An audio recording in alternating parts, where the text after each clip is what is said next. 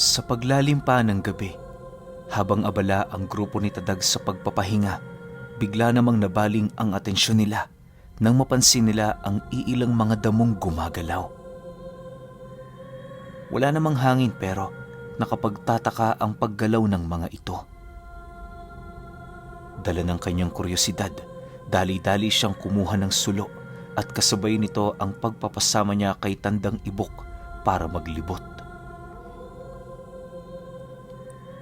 Habang umiikot sila sa paligid, nakakaramdam na ng pagdududa itong si Tadag dahil sa mga putik na kanilang nakikita. Pakiramdam niya noon, may mga nilalang na bigla na lamang lumabas sa mga kumunoy na nakapaligid sa kanila. Hindi naman nila yun mapatunayan, gawa ng wala naman silang nakikita.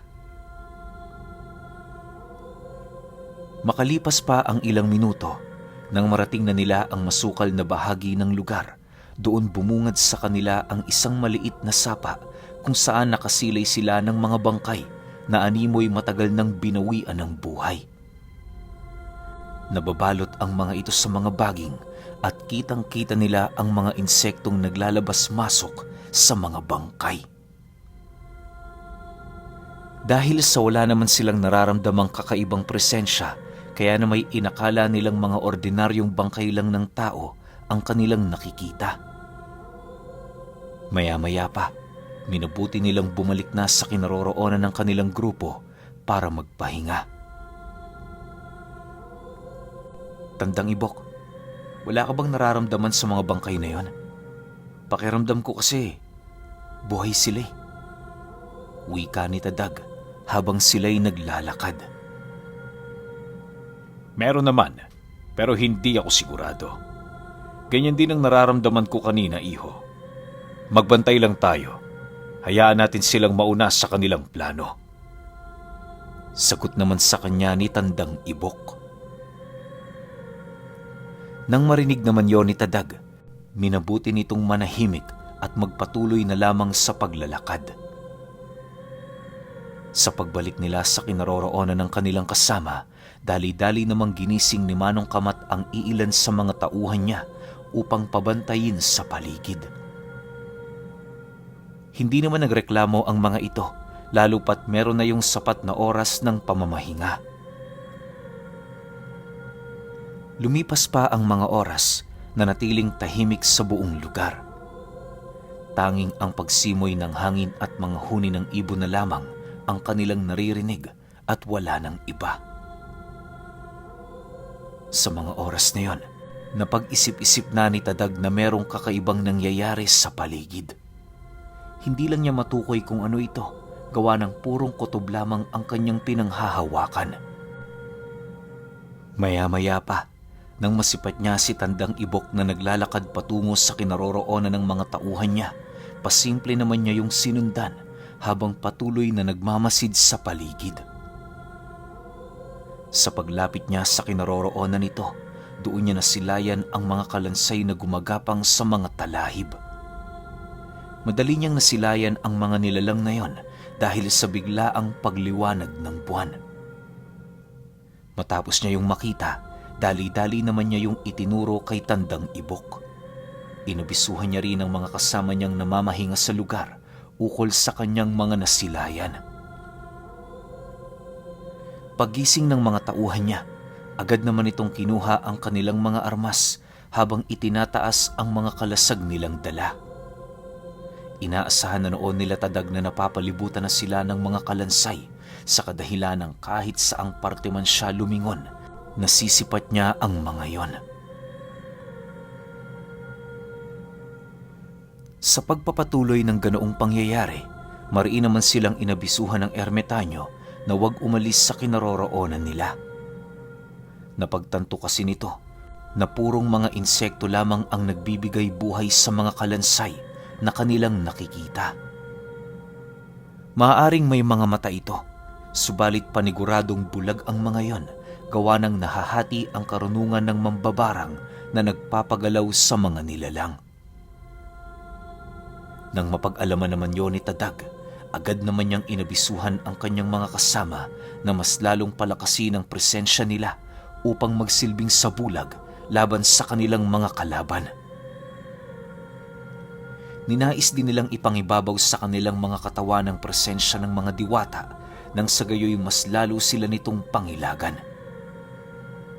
Sa pagtarak nila tadag ng kanilang mga sulo sa gitnang parte ng kanilang grupo, dali-dali naman nilang pinaikutan ang kanilang mga gamit upang yon ay protektahan.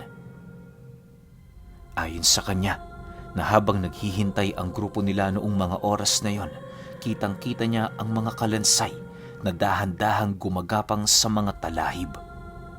May hahalin tulad niya ang kanilang sitwasyon sa isang pangkat ng mga antingerong malapit ng masukol ng mga dyablo. Bagaman matagal nang yumao ang mga nilalang na kanilang nasisilayan, hindi pa rin sila gaanong nagpakakampante, gawa ng kitang-kita nila sa mga ito ang liksi na halos maihahalin tulad mo sa mga aswang. Pagramdam nila tadag na ilang metro na lamang ang layo sa kanila, nagdesisyon na silang palitawin sa kanilang mga katawan ang diwatang gumagabay sa kanilang grupo. Sa pagliwanag ng buong paligid, lahat ng kalansay na kinokontrol ng mambabarang ay bigla na lamang natigilan dahil sa pagkagulat. Dahil sa pangyayaring yon, nagkaroon sila ng pagkakataon kung papaano matakasan ng lugar nang hindi nakikipaglaban. Ayon kay Tandang Ibok, na bagaman nasindak ang mga ito sa kanilang ginawa, may posibilidad pa rin yung umatake gawa ng iilang piraso lamang ito sa mga nilalang na nasa ilalim ng pamamahala ng mambabarang.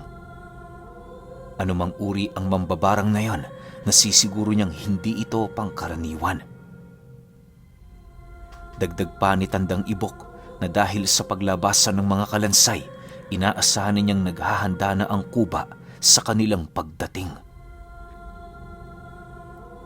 Matapos naman itong marinig ni Tadag, minabuti niyang mag-isip ng paraan habang hindi pa sumisiklab ang digmaan. Makalipas pa ang ilang minuto, nang dumating na sa puntong wala ng pagpipilian ng kanilang grupo, nagdesisyon na ang ermitanyong lipulin ang mga ito. Bukod kasi sa naharangan ng mga kalansay ang mga lugar na maaari nilang daanan, wala na din silang pagpipilian. Naniniwala ang kanilang grupo, hindi sila makakaalis sa lugar na yon nang hindi nakikipagpatayan. Dahil sa kanilang naging desisyon, kung kaya't buong puwersa naman silang lumusob papalapit sa mga ito. Nang masipat naman ng mga kalansay ang kanilang pagsugod, agad din naman yung umusad papalapit sa kanilang pangkat. Sa isang iglap, sumiklab ang digmaan sa pagitan nila Tadag at sa mga alipores ng mambabarang. Habang pinag-uundayan nila ang mga ito ng saksak, napapansin nila noong hindi man lang ito nagtatamo ng malubhang pinsala sa katawan. Dahil dito, walang pagdadalawang isip namang sinubukan ni Manong Kamat ang kanyang naisip na haka-haka ukol sa kanilang mga kalaban. Pagsilay niya sa isang kalansay na papalapit sa kanya, buong puwersa naman niyang itinarak ang kanyang tabak sa noo nito na siyang naging sanhi ng mabilisan nitong pagkamatay. Paglabas ng napakalaking uod sa katawan ng bangkay na yon, doon nila napagtanto na ang tanging paraan para mapatay ang mga ito ay kinakailangan nilang patayin mismo ang alaga ng mambabarang. Matapos namang marinig nila Tadag ang natuklasan ni Manong Kamat, dali-dali naman nilang pinag-uundayan ng saksak sa ulo ang mga kalansay. Magmula nun, paisa-isa nang namamatay ang mga nilalang na yon hanggang sa hindi naglaon, nalipol na nila ang kalahati sa puwersa nito. Sa pagpapatuloy ng ganoong pangyayari, bakas sa pagmumukha ng mga tauhan ni Tadag ang labis na pagod. Hindi pa kasi yun nakakabawi sa mga nakaraang digmaang kanilang kinasangkutan, kung kaya't dahan-dahan ang sumusuko ang katawan nito nang hindi nila nalalaman. Aminado din siya, lakas na lamang ng mga diwata ang nagbibigay kakayahan sa kanila para gumamit ng mga abilidad. Kung nagkataong walang gabay ang mga tauhan niya, maaaring sa baryo pa lamang ng mga simurot na lipol na ang mga ito. Hindi man sa pangmamaliit sa abilidad ng mga kasamahan niya, pero naniniwala si Tadag, hindi pangkaraniwan ang bawat baryong kanilang pinupuntahan. Bagaman unti-unti nang nanghihina ang kanilang pangkat, nagpatuloy pa rin sila sa kanilang pag-usad. Sa pamumuno ni Tandang Ibok, ligtas nilang natawid ang lugar na napakaraming mga kumunoy. Partida, gabi pa yon kaya pahirapan talaga sa kanila na maaninag ang bawat lupang dinaraanan nila. Isang pagkakamali lang, maaaring magbuwis ng buhay ang iilan sa kanila. Ang labis pa noong ikinakabahala ni Tadag ay ang kawalan nila ng sulo dahil sa pagmamadali nilang umalis. Halos sa 7 kataong naglalakad noon, dadalawa lamang sa kanila ang may daladalang kahoy na may siga. Isa sa likod at isa sa unahan. Lumipas pa ang kalahating oras, matagumpay naman nilang natawid ang lugar na yon. Pagdating nila sa bahagi nitong wala ng kumunoy, doon pa lamang sila nagpasyang manatili pansamantala. Habang pinagmamasdan nila ang paligid, hindi nila maiwasang masilayan ang mga bangkay na unti-unting lumulubog sa mga putikan. Sa pagkawala ng mga ito, doon pa lamang nakahinga ng maluwag ang grupo ni Tadag. Maging alisto kayo. Hindi ito ang una at huling pagkakataong pagtatangkaan tayo ng kuba. Papalapit na tayo sa lugar niya.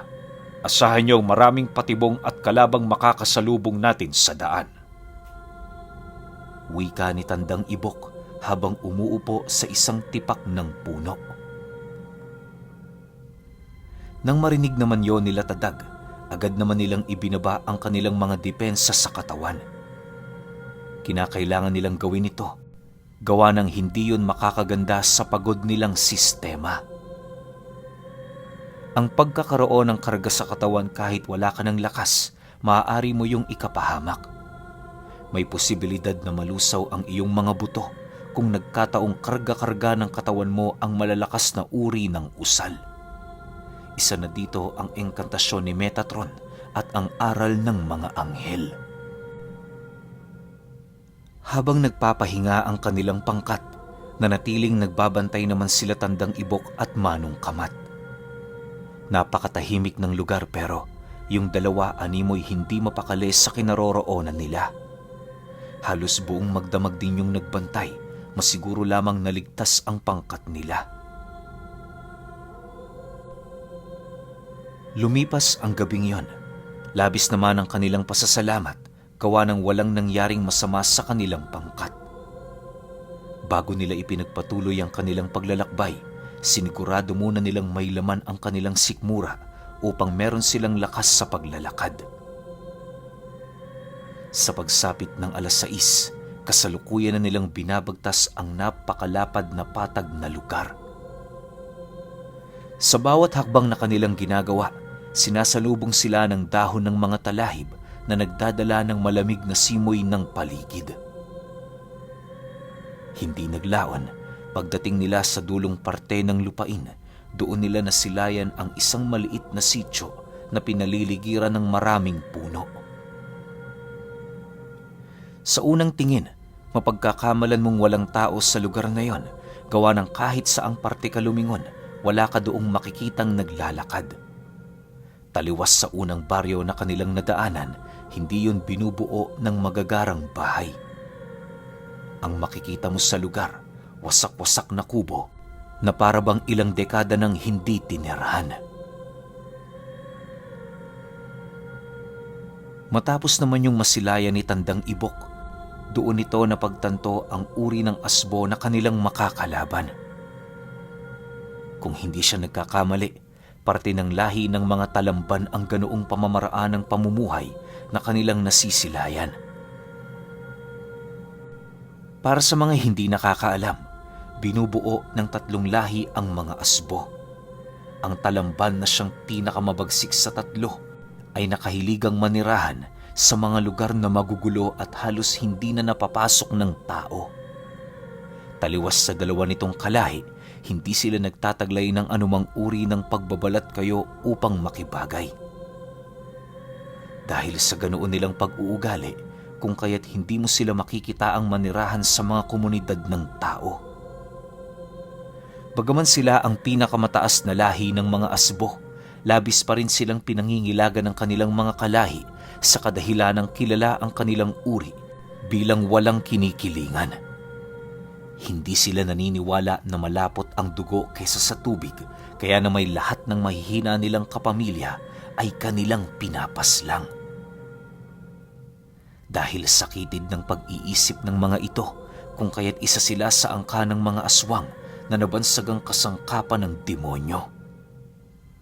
Kung tutuusin, karamihan sa lahi ng mga aswang ay may galit sa mga ito, ngunit wala yung kakayahang yon ay kumprontahin sa kadahilanang napakahilig ng mga talamban sa digmaan.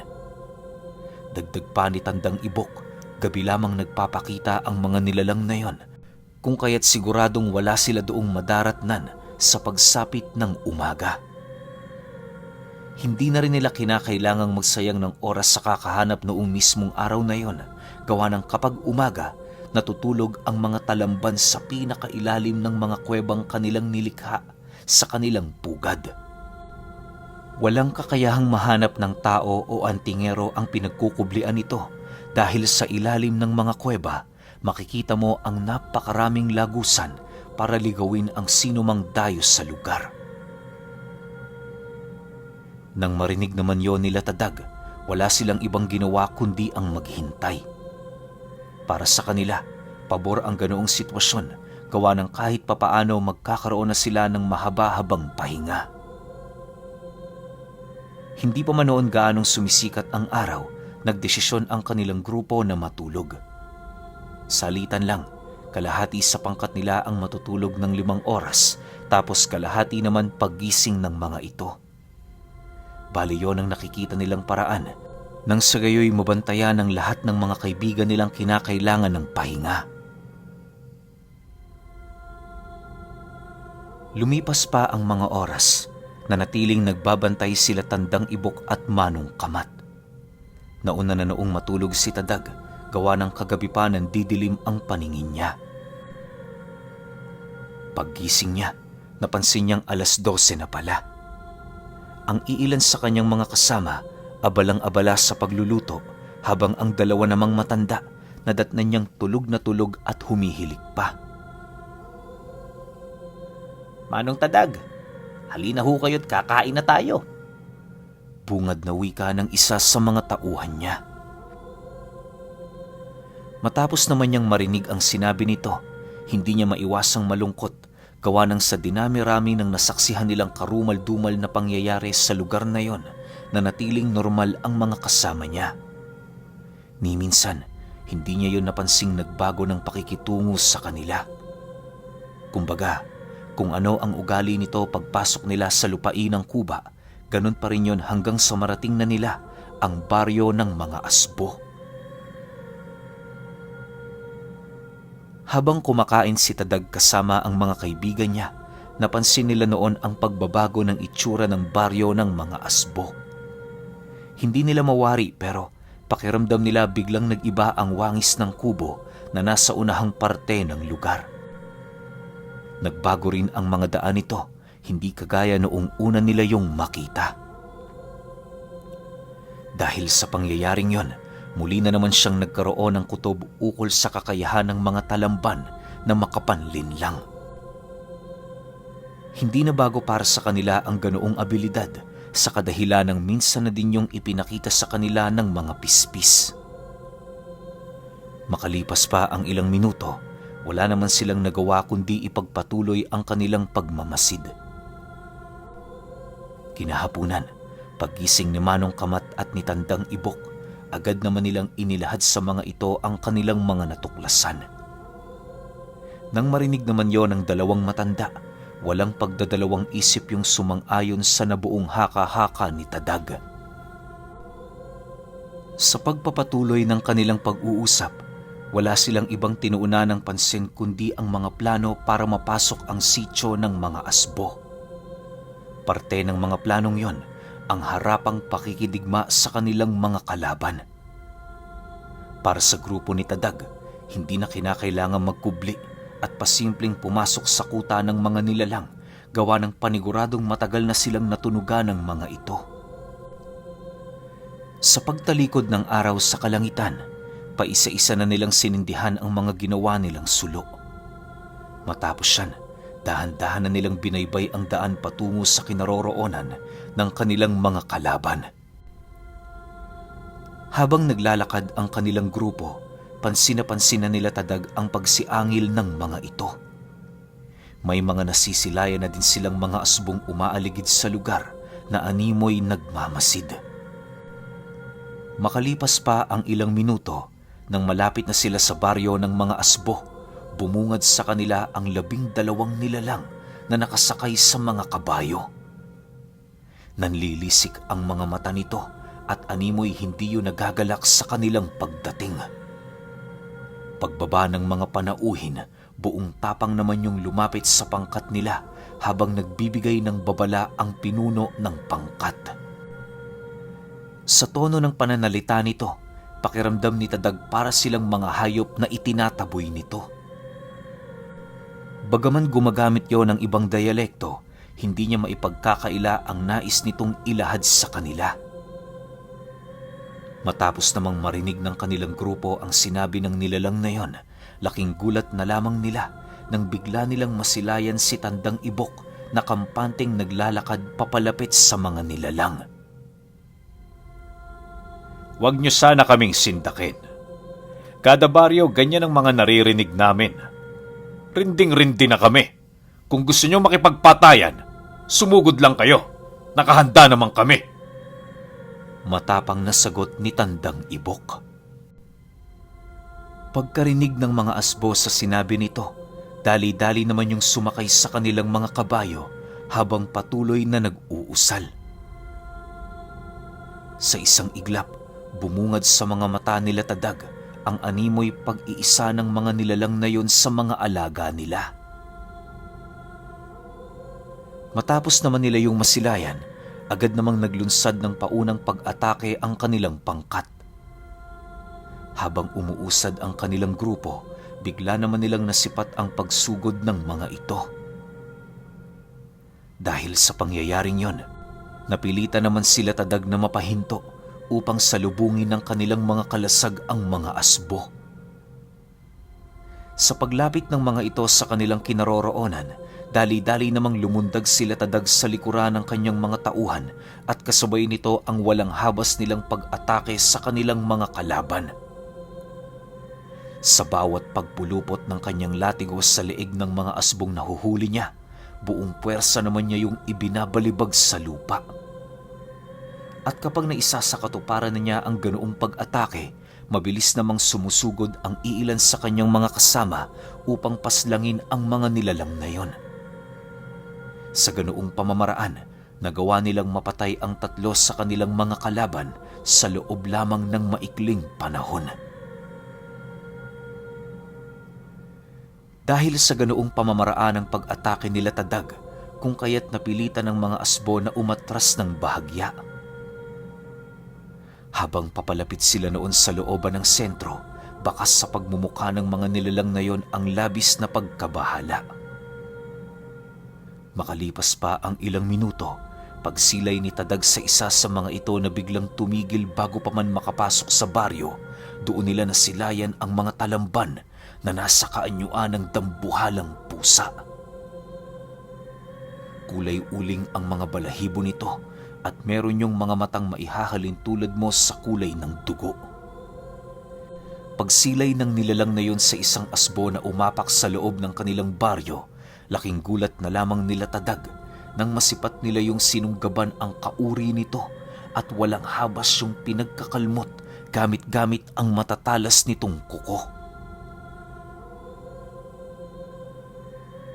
Matapos ang pangyayaring yon, bigla namang nagpalit anyo ang nilalang na yon habang inuutusan ng pangkat na kasalukuyan nilang kinakalaban. Dahil sa ginawa ng talamban, kung kaya't walang pagpipilian ang mga asbo, kundi ang mamatay sa mga kamay nila Tadag. Sa muling pagsugod ng mga ito, rinig na rinig nila ang pag-aangil ng mga nilalang na yon na para bang yon ang kanilang una at huling pag-atake na gagawin. Bago pa man yung tuluyang makalapit sa kanilang kinaroroonan, nagawa na yung mapaslang ni Manong Kamat at ni Tandang Ibok. Sa sobrang bilis ng mga ito, hindi na nasilayan ng mga asbo ang ginawa nilang pag-atake. Dahil dito, kitang-kita nila ang pagngisi ng talamban habang nagwiwika sa kanila ng, "Hindi kayo naiiba sa amin. Nakikita nyo ba ang sarili nyo? Magkakahalin tulad lang tayo."